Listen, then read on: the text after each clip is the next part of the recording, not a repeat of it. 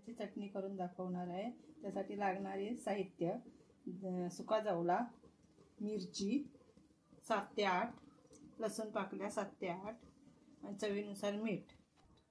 मी मंद गॅसवर तवा तापत ठेवलेला आहे। तर मी तो जवळा भाजून घेते। तवा गरम झालेला आहे, जवळा भाजून घेते।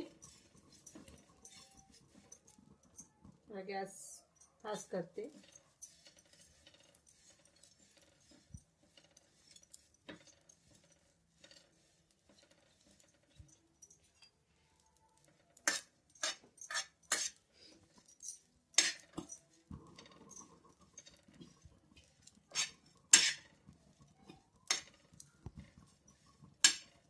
जवळा आपला भाजलेला आहे। 1-2 मिनिटं फक्त भाजून घ्यायचा आहे। कलर झालाय त्याला तांबूस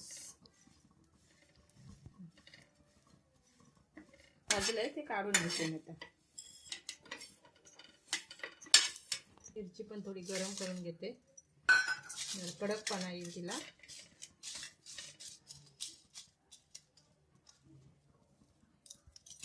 मिरची आता भाजून झाली, गरम झालेली आहे। भाजायची म्हणजे ती गरम करायची, थोडी काढून घेते।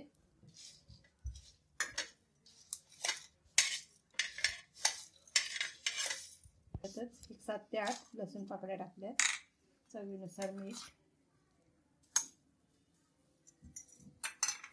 आता आपण वाटून घेऊ। आता ही चटणी वाटून झालेली आहे। आता मी त्याच्यामध्ये टाकते जवळ्या।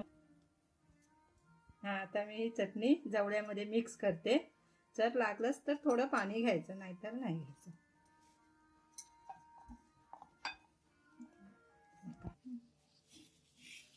मिक्स करते आता एकत्र, हलक्या हाताने घ्यायचं करून। हलक्या हाताने करून घ्यायचं।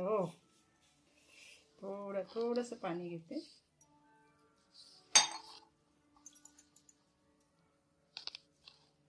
हलक्या हाताने करून घ्यायचं, कारण नाहीतर जवळा तो चुरला जातो।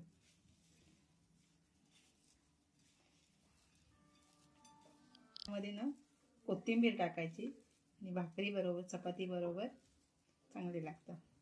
ही माझी व्हिडिओ आवडली असेल तर लाईक करा। थँक्यू।